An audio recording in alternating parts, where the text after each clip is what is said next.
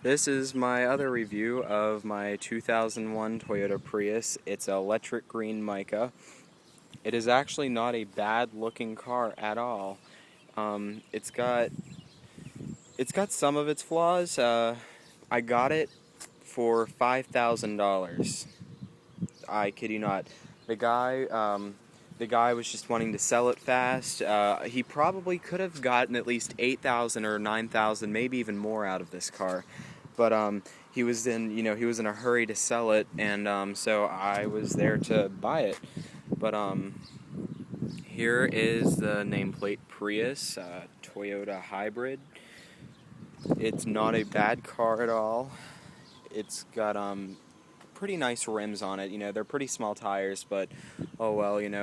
Toyota wasn't looking for sportiness; they were looking for economy in the first generation Prius. So I'll take a look at the inside of the car. I'll explain a little bit about it.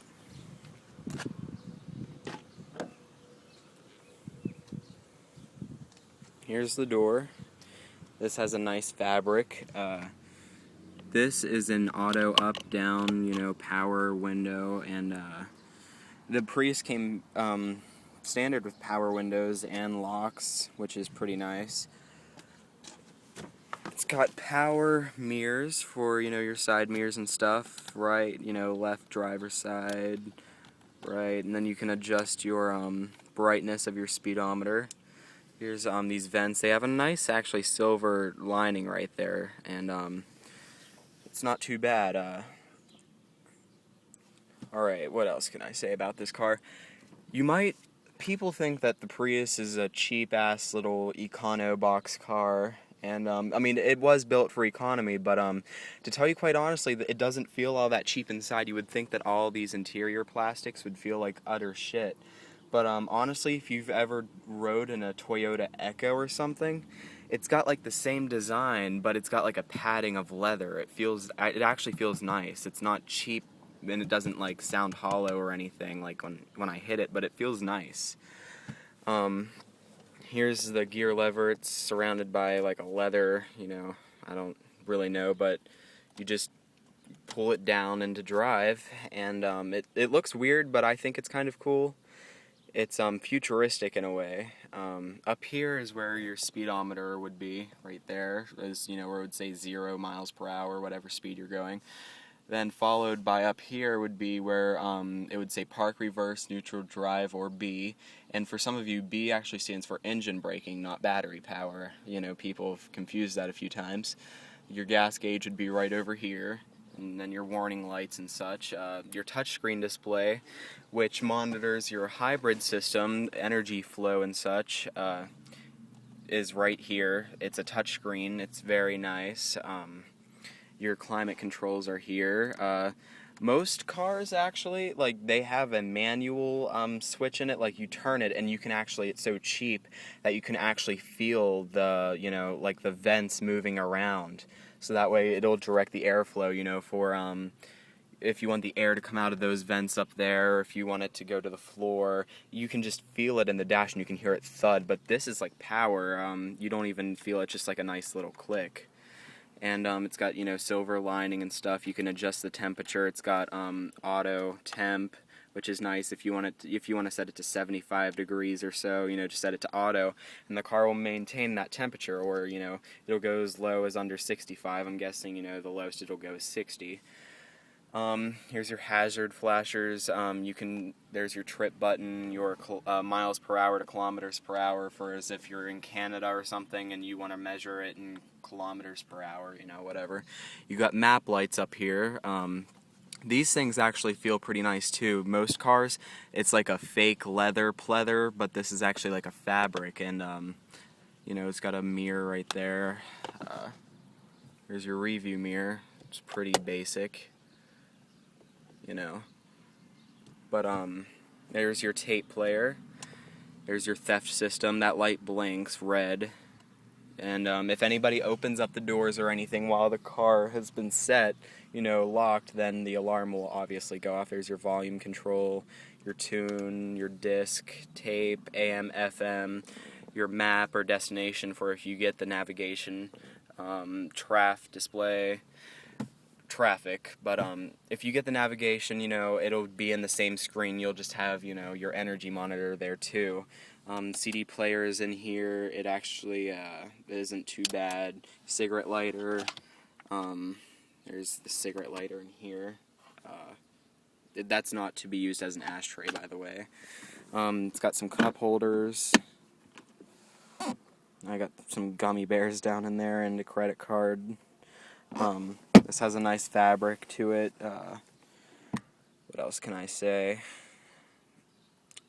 Some dumb, like the guy who had the car before us, he put a Sirius satellite radio capability in it, and it cracked the dash. And I'm going to go to a junkyard and I'm going to get this center piece here. I mean, it's just a piece that I can pull off. It'll just be this whole piece right here. And I'm going to replace it and stuff, and I'm going to get this taken out so that way it'll look all nice again. There would be your passenger airbag. Here's your dash. It still feels nice. It doesn't feel cheap or shitty or anything. Here's your nice cloth. It's very soft. The seats are very soft too. I'd give them an A+. They're very cushioned. The floors are pretty nice. There's, your speaker down there. Lock, unlock. Let's look at the trunk. You've got a fuel cap pull right here, so that way nobody can siphon your gas or your trunk. You can shut off the airflow too with this. Here's your back seat, which is very nice. See, the seat is all the way back. Now, if it were me, I'll set it to my comfortable adjustment, and I'll show you how much room you'll have in the back. I'll scoot up. This is where exactly I'm comfortable. My foot can reach the pedal fine. I'll adjust my seat. And honestly, with anybody else, this is how the back seat would really look, which is not bad at all. As you can see, when I sit down, I have this much leg room. And and I'm not a short person. I'm about 5'8", almost 6 foot tall, maybe 5'9" by now. But anyway, yeah, it's not bad. I've got plenty of headroom. This car is very tall. You might ask yourself what these vents are, but that's for when the hybrid battery starts to get very hot. If you're, let's say you're running the car hard and, you're in a hurry or something and you're keeping your foot down to the floor and you're driving really fast and like a psychopath, your battery will get hot, discharging and charging rapidly. So these vents, you will barely hear the fan, but a fan will kick on to keep the batteries cool from, going bad. There's, nice little pockets back here. The room back here is really nice. The seats are very soft, but let me show you the trunk. This is the vent. It says hybrid system on it. This is where the hot air is released, from the hot battery pack. You don't want to squirt water up in there, though. It would be very hard. You'd have to actually squirt it way up in there, but that's just something that you don't want to do. The car is safe to take through a car wash. Don't be worried. But it's just you don't want to hold a hose up to it, which I think all of you would be smart enough not to do that.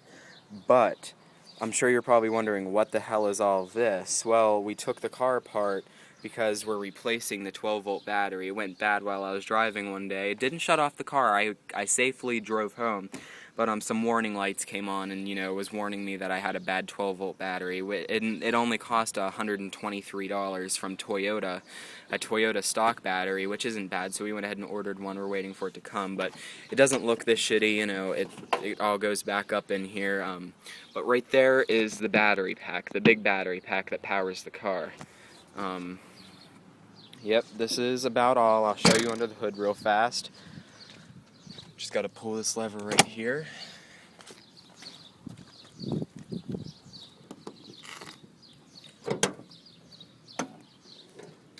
And there's the gasoline engine. There's the electric motor. The gasoline engine has 70 horsepower. The electric motor has 44 horsepower. Total power output is 98. So far, I've only gotten about 53 miles per gallon driving this car. I drive this car mostly to keep miles off of my new Prius, but this car is not a bad car at all. I really like it and I enjoy driving it. And thanks for watching, and have a nice day.